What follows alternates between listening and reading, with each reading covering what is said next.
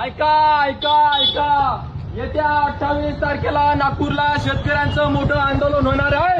अरे शेतकऱ्यांनो, तुम्ही हाडाचं कार करता, रक्ताचं पाणी करता आणि रातचा दिवस करता, तरी तुमच्या मालाचा भाव ठरवण्याचा अधिकार तुम्हाला नाही.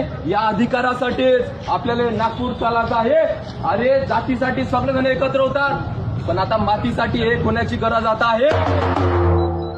अरे राष्ट्रसंत तुकडोजी महाराज म्हणायचे, कच्चा माल मातीचा भावे, पक्का होणे 4 पटीने घ्यावे. आणि म्हणून शेतकरी उपाशी मरतो. अरे काका, 4 वर्षापासून कापूस एका भावात विकण्यात चालू आहे. या अधिकारासाठी आपल्याला नागपूर जायचं आहे. चला चला चला. तुमचा पक्ष, तुमचा धर्म हा बाजूला ठेवा आणि नागपूर चला. अरे तुम्ही हाडाचा कार करता, अरे तुम्हाला दिवसानं लाईन भेटत नाही, रात्रीनं उलाल जा लागते. तुमच्या कापसाला भाव भेटत नाही, तुमच्या तुरीला भाव भेटत नाही. अरे 4 वर्षापासून एकाच भाव तिकणं चालू आहे. अरे तुरीचे भाव कधी वाढले नाही, अरे संत्र्याचे पडते कधी वाढले नाही. जास्त संत्र्याचे बगीचे फुटले तर त्याला भाव भेटत नाही. अरे या अधिकारासाठी आपल्याला नागपूर चलायचं आहे. ठिकाण आहे नागपूर बुट्टीबोरी.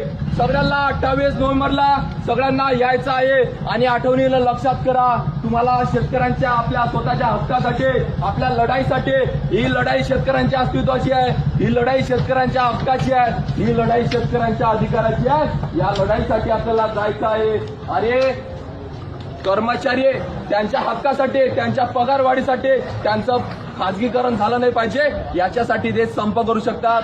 तर आपण शेतकरी आहे, आपण स्वतःसाठी काय आंदोलन आलू नाही पाहिजे का?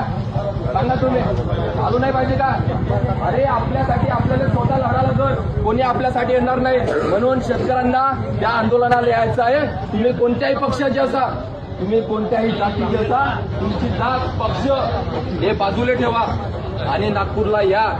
धन्यवाद.